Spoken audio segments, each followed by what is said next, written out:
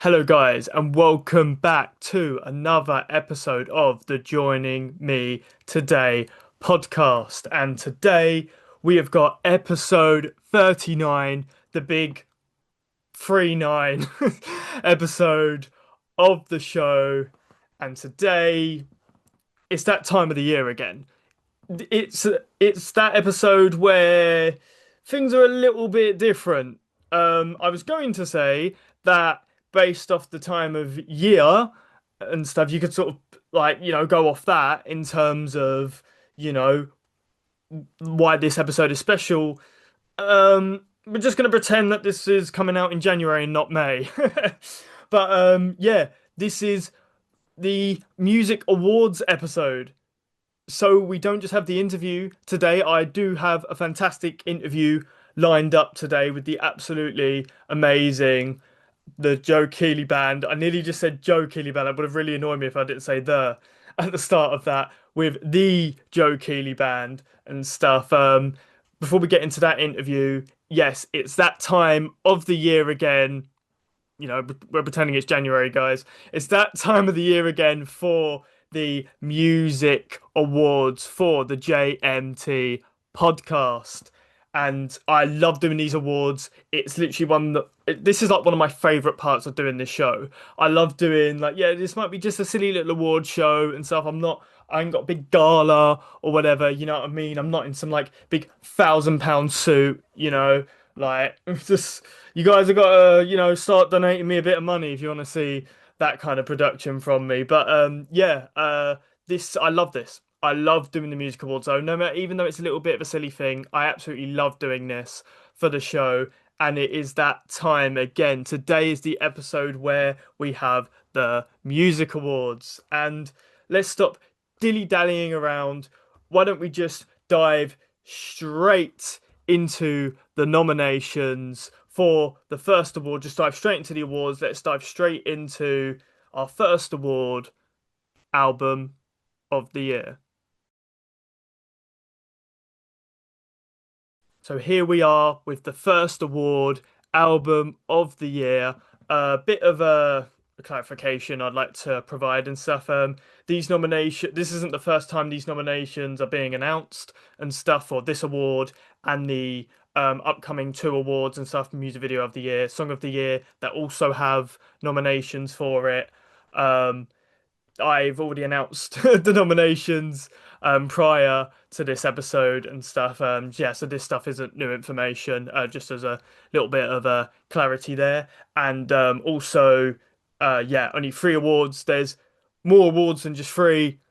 Three awards have nominations. The others awards that we're going to cover don't. If you didn't already know that, just again, bit of clarity, just to put it out there. Yeah, deal with it. Here are the nominations for Album of the Year. We have first up Hot Wax with Hot Shock. We've got Baby Said with BS. We've got Diva Bleach with Can You Keep a Secret. We've got Coach Party with Caramel. And finally, quite fitting, our guests for today's episode. Actually, like this is a complete coincidence. We've got the Joe Keeley Band with Hellbound. And so, the winner of this year's Album of the Year award is. Oh, just grabbing the vinyl over there. There we go. Boom! Hot Wax with Hot Shock. This album. This is one of the best female indie rock albums of all time. I think that pretty much sells in itself why this deserves album of the year. This is an absolutely fantastic masterpiece. To be really honest about it, this is absolutely amazing. These guys just have such a talent that is just very, very sort of unique and just sort of next level and above the rest. Honestly, and it's not even. I'm not even just saying that because I've sort of met them or anything and stuff like that. Like I genuinely believe that like they just have this talent for just when they have these kind of releases and stuff, whether it be an album or an EP, they just absolutely smash it out. And they've done that with their debut. Like honestly, it's absolutely amazing. It's it's one of those like it's such an example of what an album should look like and stuff. It's an album that has singles that are like so strong and sort of are really are like fantastic vocal points of the album and stuff like that. It just has this rich, fantastic sort of indie rock sound with some fantastic sort of vocals and stuff like that in there and stuff by Tallulah. Just like just amazing and stuff, vibes and everything. Just it just enraptures you in to its world. And then that like that's just the singles, like sort of it's like those really strong vocal points, which is what you want from an album. You want the singles to be the strong vocal points and stuff like that, sort of the album and stuff. And then the filler tracks, they are in no way fillers on this album. Like you want those tracks ideally for a fantastic album. They will stand out on their own. They will stand with their own two legs, and this album does that like fantastically. Like there's even a few songs on this sort of album and stuff like that where like the the sort of these sort of deeper tracks and stuff like that are just they feel as strong as what a single would be.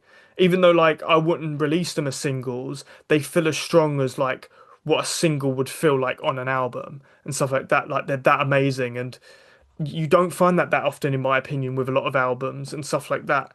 And this album, yeah, does that. It's fantastic. The deep tracks are absolutely brilliant. There's just the overall experience from back to front, start to finish as it is with other Hot Wax projects, it's just amazing from start to finish.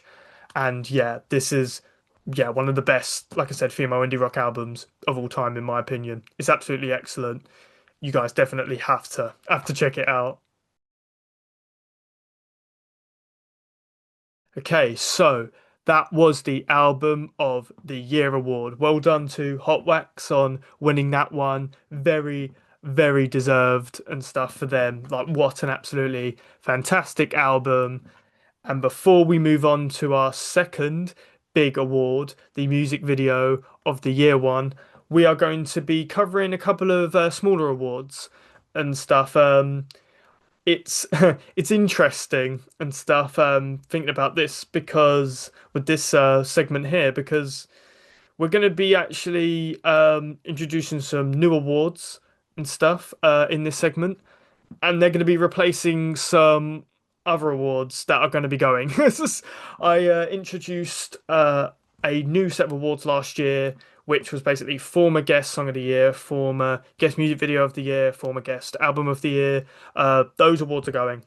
I just, yeah, I'm not sort of really vibing with them really and stuff. Like, it's basically a situation of if a song and stuff like that from a former guest and stuff is like really, really good, you know what I mean? It's, sort of it might win one of the main awards and stuff, or it's like, sort of it's like a nomination, but a really strong nomination.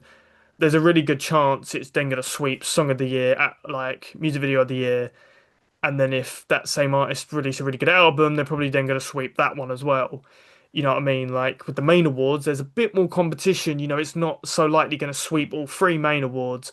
It's very likely to sweep all of the former guests awards and stuff like that because there's less competition with those. I just felt like I don't want to sort of feel like, oh, there's a good chance that that could happen every year. We had it a bit last year with Crash Face and stuff like that with their song Maniac, which won Song of the Year, but also it then ended up winning former guest Song of the Year and former guest music video of the year. I'm going to scrap them. They're going, and we're going to be doing a new set of awards that's going to be directly replacing them, which is going to talk about an album, a music video, and a song. And that is my new set of awards, Late to the Party. Basically, to quickly summarize what these are about and stuff, I'm really excited by these, by the way, and stuff like that. I'm really excited by this idea. Basically, these are going to be, it's going to be a song, an album, a music video, stuff that I only discovered this year, despite the fact that they didn't come out this year, and it's basically my way of showing appreciation to stuff that, yeah, I only just discovered in the past year, that might have won an award previously, but didn't because I didn't know about it yet and stuff like that. So it's the kind of to celebrate that sort of stuff. I love celebrating not just music that came out in the previous year, sort of like the year sort of the awards we're doing, but also stuff that's come out before that. You know what I mean? I just like music, man. It's just, you know what I mean? I like music. I like to appreciate all sorts of music. So let's jump straight into them with our new awards, the Late to the Party awards for album, for the album one. We have got Don Broco with Technology. For music video, for the music video award, we've got Baby Queen with Quarter Life Crisis. And for the song award, we've got, fittingly, considering and stuff like that, who I was just speaking about before, and stuff who won the previous award, Hot Wax Treasure. Another mini award I'm going to do in this segment is the EP of the Year award, and that one is going to go out to Tropic Gold with their EP Sick to Death of Everything, former joining me at the festival guests actually and stuff, my new series that I introduced last year, and they're going to be going home with the EP of the Year award. This is the second of the three big awards. It is Video of the Year, and let's dive straight into the Video of the Year nominations. Hot Wax, once again, with One More Reason. The director of that is Josh Quinton. We've then got Yonica with Problems.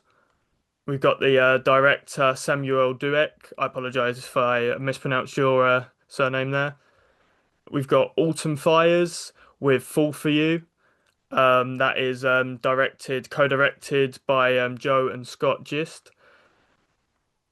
We've got Dream Nails with Organoid, which is directed by Matt Chandler.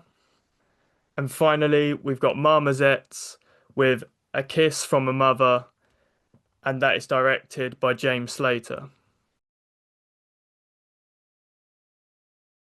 So, here we go. The winner for Video of the Year for 2025 is Marmozet's Kiss from a Mother. Wow, this video is really good. On when I first watched the video, I was like, I was speechless. Wow, like I honestly was just like, this is absolutely fantastic. Like this to me is like what a because this was like their sort of comeback sort of music video, and I'm like, this is what a comeback music video should feel like. And this to me is like this is also what like a rock music video should feel like. You know what I mean? Just this absolute, just like the energy of the music video and stuff like that, the way it's edited and stuff. Also that sort of just strong, like unabashed sort of feminine energy and stuff like that from Rebecca, the lead singer. It's just absolutely, like I said, just fantastic. Just quick shots, bang bang, quick cuts, quick cuts. But it's like but it does it sort of in a way, and the visuals and stuff like they all work together and stuff like that to make like this great sort of visual experience, and then it's massively complemented by the song. You know what I mean? It's not just sort of like quick cuts to keep up with the music and then it doesn't really sort of work. No, this really really works. This is amazing. Like if you're into like I said, sort of like female rock and stuff like that, like strong, sort of like feminine representation in rock, watch this video because honestly, you will absolutely love it. It is fantastic. And James Slater, the director, not surprised he made this amazing music video. He's also responsible for another music video that I love, Trenchcoat Museum by Yard Act and stuff like that. Like this, like that music video as well was like, it's kind of a masterpiece, I'll be honest. That's absolutely fantastic. He's got a great eye for sort of visuals, great eye for sort of storytelling with sort of like music videos and stuff. And yeah, great example with this music video. Just check it out, please. Like it definitely deserves a watch. Hello guys, I am here at the moment in beautiful Norwich. I think somebody has said that before and stuff, and I'm here with the absolutely amazing Ruben from Dead Air. You alright? The reason we're doing this is we're doing my music awards. You'll be seeing this spliced in stuff for the music awards, and I like to do a special appreciation award, and I do it for somebody that I believe deserves special recognition. It's pretty much in the name and stuff. And for this year, I wanted to give it to yourself. Thank you so much, man. I appreciate it. Because I feel that you're someone who... I can't get us in frame. Sorry, keep walking away. Yeah, just go away. I wanted to give it to yourself, not only because of how much and stuff like that, like you and stuff like that, you know, sort of cared about me, what I'm doing and stuff like that. You know, even though you're the lead singer of this awesome band, you're super supportive of me. You and the rest of the lads have been so supportive of me. But I also feel like when I see these videos out there where they're like, oh, we're here for the fans, like come backstage and do this and connect with the fans.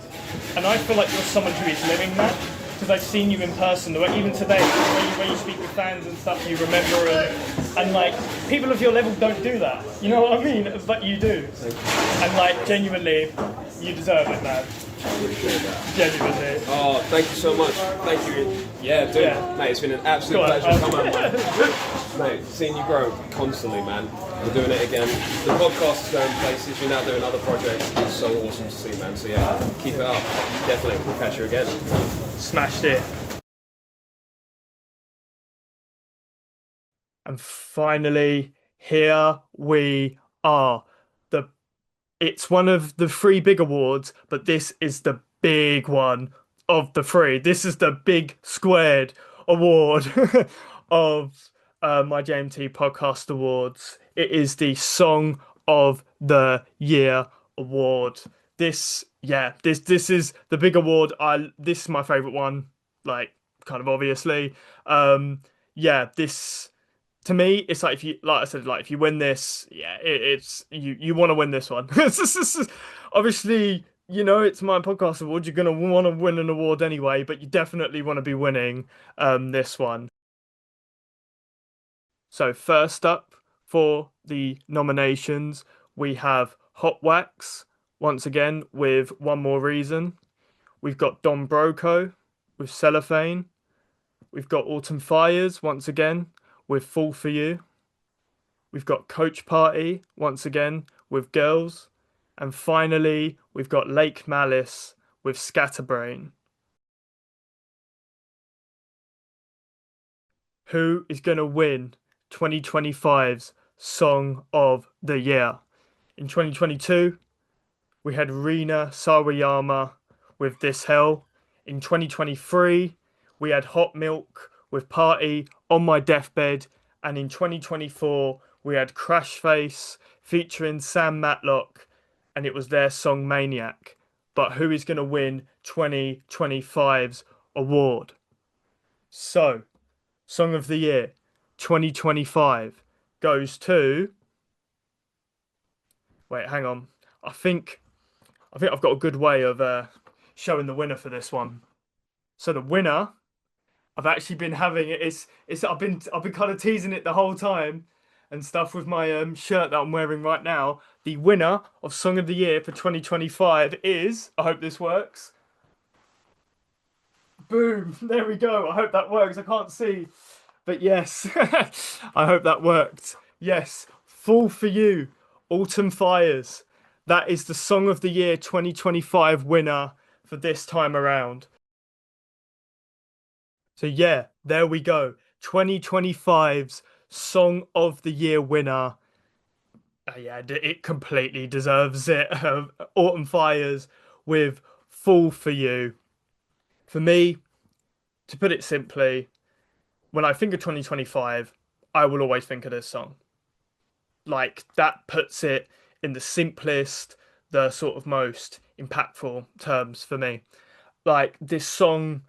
for me has like meant so much and stuff this year, and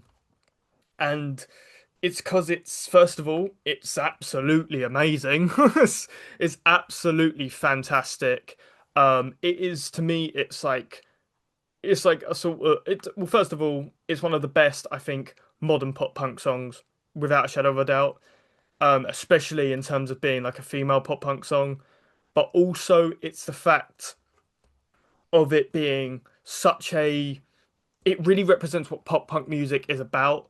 It's so fun, just like hearted. It's charmingly sort of cheesy and stuff. It can either sort of, it can make you sort of feel like, sort of like you're young again and stuff like that. It can make you and stuff like that feel, you know what I mean? You want to listen to some other pop punk music, get you in the mood for other pop punk stuff. It gets you sort of just like in this nice, fun mood. It's making you feeling nostalgic. It's making you think of, I don't know, possibly maybe something like skateboarding, for instance, if that's how you relate to pop punk and stuff. It makes you think of like, oh, I wish I could listen to Paramore for the first time again. That's what it makes me think of and stuff like that. Yeah, it's absolutely fantastic. It really is and stuff. Like I said, sort of. I feel bad as well because I feel like the music video for it, if it wasn't for Marmoset's music video, that would have won. That would have won music video because that music video as well is fantastic, and it's kind of a great representation and stuff like that of like why I like the song and stuff like that as well. It's just sort of like I said, it's like fun, sort of like light-hearted and stuff like that, but like really good at doing those things and stuff like that. Just sort of it's kind of simplistically brilliant.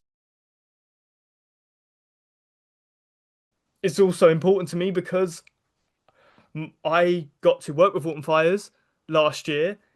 They actually was the headliner and stuff for my first gig that I've ever run. I run gigs and stuff like that. I run a series of gigs called Where Are My Girls, which is about celebrating women and LGBTQ plus like artists and stuff in music.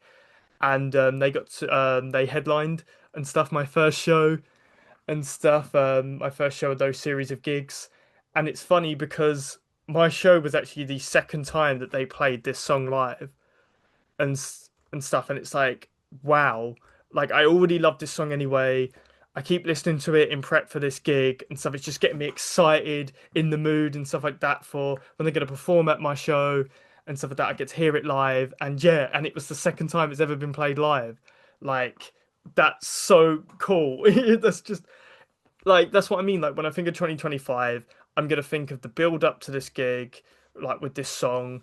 This is a song that, you know, makes me nostalgic and stuff for when I was getting into sort of punk music, getting into sort of female sort of rock music and pop music and stuff like that, sort of years and years ago. And stuff I would have loved this song back then. It would have been right up my alley and stuff. It's a song that it even plays to my Disney Channel sort of heart and stuff like that. I used to watch this channel growing up, and this song feels like you'd hear it at the end of a Disney Channel original movie and stuff like that. It makes me think of that. When I think of 2025, I'm gonna think of this song. So yeah, it had to be the Song of the Year winner, and yeah, it joins a great list of previous winners. Autumn Fires, Fall for You is this year's Song of the Year winner.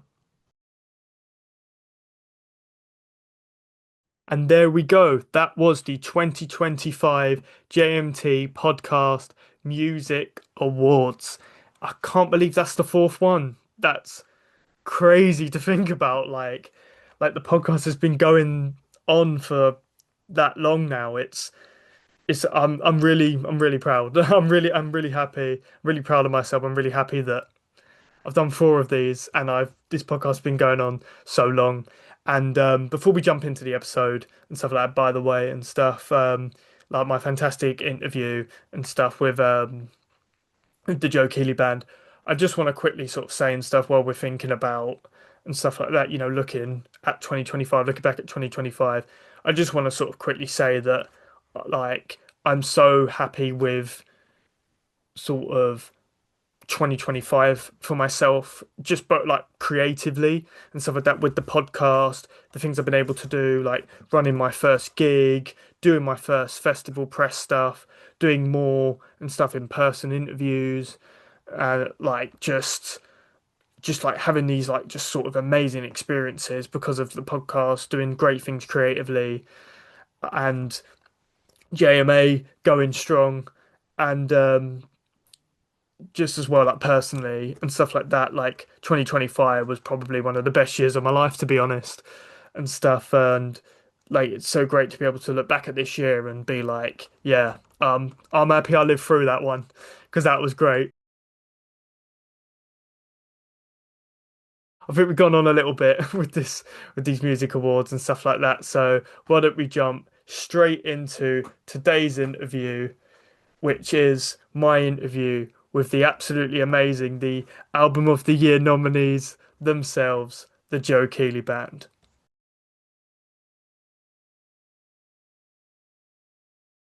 Hello, guys, and welcome back to the Joining Me Today podcast. I'm here, I'm on the road again. I'm doing interviews on the road again. There we go, I said it again. Fantastic. And I'm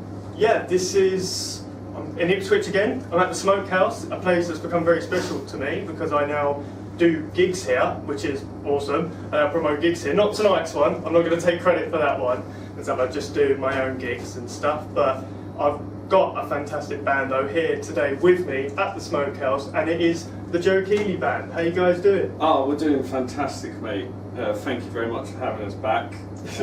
Me and Charlie just did the last one, but I've brought the whole band this time. We're not in the pub this time. No, yeah. We couldn't get them out of the pub for the last one, but thankfully they had no escape at this time. I'm in charge. So we've got Alex, our drummer, at the end, and this is Doug, our bass player. And this is Charlie, who we know already. Yeah, we know Charlie's name very well, don't we? It was something. It's no word of a lie, right? So there was a famous moment in the first episode we did together when you were doing a shout out, you were promoting the band and stuff, and then you said, "Oh, here is our bass player Charlie. Charlie, please say what your name is." But yeah, that was really awesome, guys, and it was really awesome having you guys here in this interview, doing the second interview of Cornhill today. Before we go, final ultimate plugs, promote yourselves, red carpet out to you guys. Awesome. We are the Joe Keeley Band. My name's Joe Keeley. It's my band. It sounds egotistical, but I've been doing this a very long time. This is my guitarist. This is Charlie. Charlie, say your name. My name's Charlie. Yes. Yeah, Hey Charlie, say what your name is. We covered that. He does what he's told. I'm very obedient. I just don't. Why did he need to clarify his name again? We already knew his name was Charlie. Why did we need the double clarification? That's the thing that we need to know. It's a great question, Charlie. Well, I don't know why you're pointing it at me. It was all you. Let's move on.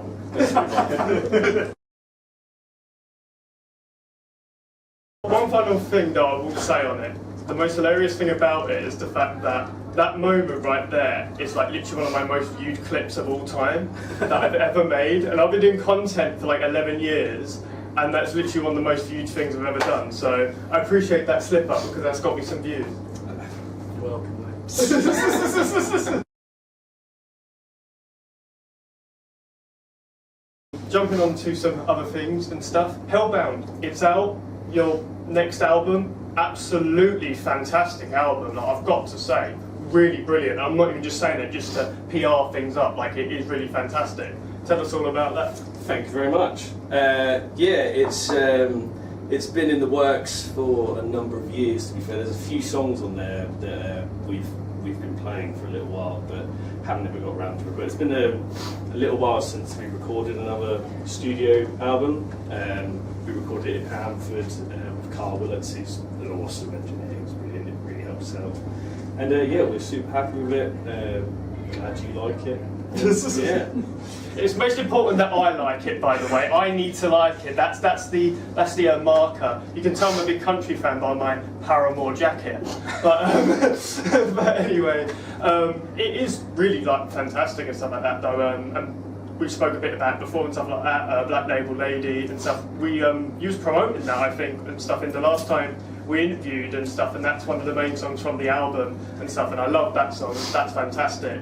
But I also want to talk about, I really love the opener and and stuff. It's Something in the Water, isn't it? It's the Yes. opener. That's really good. Tell us about that one. I'm really interested. Yeah, in that is that's one of our favourites actually as well. To be honest. That kind of came about. Charlie, actually, to give him some credit, actually came to me with the opening riff of that, and I already had this little lick that I was playing, and it took us a while because we just figured it wasn't going to like gel together, and I had to take my ego out of it a little bit and kind of make it work because Charlie's riff was that good. He's not selling you much here, Charlie, is he? He's putting you into it. He's saying, yeah, I guess I'll give him some credit. Honestly, it makes me feel a little bit uncomfortable. No, it came together. We had a lovely evening together where it was, in my flat in Ipswich, and we just really hashed it out, made some music, and we came up with Something in the Water, and then came into the song. And how do you sort of decide and stuff, and that might sound silly, but how do you sort of decide like order in terms of like the album songs? Like how do you know this is definitely the opener and stuff? Because this isn't like a concept album, for instance, where you kind of know, right, we know this is going to be the opener. How do you decide, right, this is going there, this single's going there? Like what is that process like? Fantastic question, actually. That one, I think as soon as we wrote it, I was kind of like, this is where we want to go with the opener, just because that riff comes in, it's so punchy, kind of sets you on the track of how the album's going to be.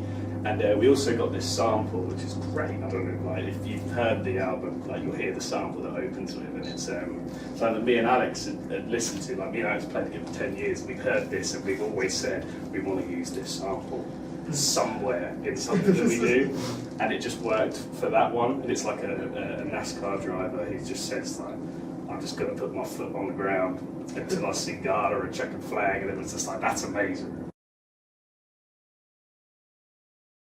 Speaking sort of on a bit of a different note, like a bit of a different tone and stuff, one thing and stuff, speaking about the album that I really want to dive into, I know that when you went to go look at the iTunes charts for this album, there was some artificial intelligence present to there one way. I saw your post about it.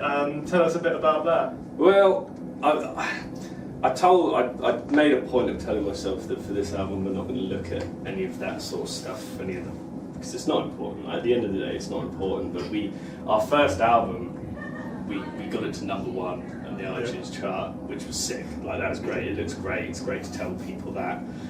Even as I say, it doesn't mean that much in the long run, but it's a great thing to have. But I had a look, obviously, anyway, and we were number 4, which is a great place to be. And we were behind Luke Combs, and fair play to him. Yeah. Fair play to Luke. Upcoming artist. Yeah. And then the top 2 spots was an AI artist, and it just do you know what I mean? Like, you don't have to say it, because like it's not like just being streamed. Like this is on iTunes, so it's been paid for and downloaded, and that's number 1 and 2. And not even the fact that it's above us; it's above Luke Combs. So I don't, what's the point? The scary reality of it is as well is that because it's iTunes, that means people are buying it as well. So it's not just something where it's like, oh, you're coming across it, on Spotify, it's on a playlist. It's actually people are listening to this and then buying it. So like these AI, I don't know, the people behind this stuff, they're literally getting people to buy fake music, which is insane. Not just stream it, but actually buy it. And I feel like that's the most insulting part in a way, isn't it? But this is what's confusing. Is it like machines buying other machines' music? Is this like the uprising? Like a bot thing, like I think. Yeah. It's like Terminator. He would have loved Joe Keeley Band. He would have. You do a great impression, actually. I've never done one before. Sure. Come on. Come mate, on the spot. It would be good. It would be good if you could just do it. I'm so glad to do this in front of the camera. 2 even. And pretty bang on. There's your new clip right there. Yeah, that's the next new moment. Charlie, how many embarrassing moments are you going to have in my realm of podcasting? It's about the same as I have every day, mate. I think Joe's gone. For the record, genuinely never done one in front of Joe in my life. It's pulled that out, purely. And yet I nail it. I appreciate it as well. At least you committed to the bit. At least I will respect that. I'm very susceptible to peer pressure. Hang on a minute, guys. I think Joe is still buffering. I think. No, fine. Sorry, go on. What was the question? What was God, I can't even. I don't know where we were. I was thinking about AI. That was it. Terminator. There we go. AI could never do that. That's what I'm saying. We're keeping art alive just through that alone. Charlie. Yeah, AI can't do a simple sound. It has no capability of that. Why would it? What other ones could you do? Let's not go down. Okay. You did a good Family Guy, didn't you? Oh yeah, yeah, do the Stewie one as well. Is this a good interview? This is Brian.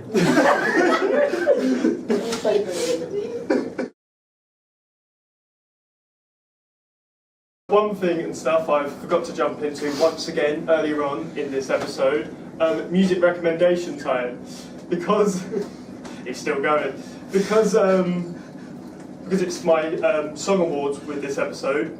I don't have to do a song recommendation. Fantastic, because sometimes I just can't be asked to do it, I will be honest. But I'm going to go down the line now, once Joe actually stops buffering. I'm going to go down the line and get all of you guys to name one song you'd like to recommend out there. I really like Zach Top at the moment. Do you guys like Zach Top? I'm a big fan of Zach Top. I was raised on 90s country music, and he's kind of bringing that back. And he's like one of the biggest at the moment, which I think is great. He's like a guitar player and stuff. So any Zach Top song is probably really good. I Never Lie is probably my favourite. Pretty good. Pretty good. Any other recommendations anyone wants to throw out there? Yeah, Nathaniel Rafecliffe. He's got a song called SOB, which is very good. It's vibey. And the Night Sweats. There's that one. I can remember. Yeah. I'm a big fan. It's all about the Trues at the minute. Canadian band. Nice.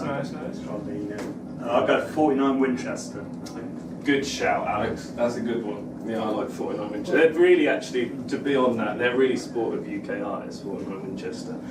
My friend Jake O'Neill got up on stage and sang a song with them at one of their Manchester shows, which is awesome.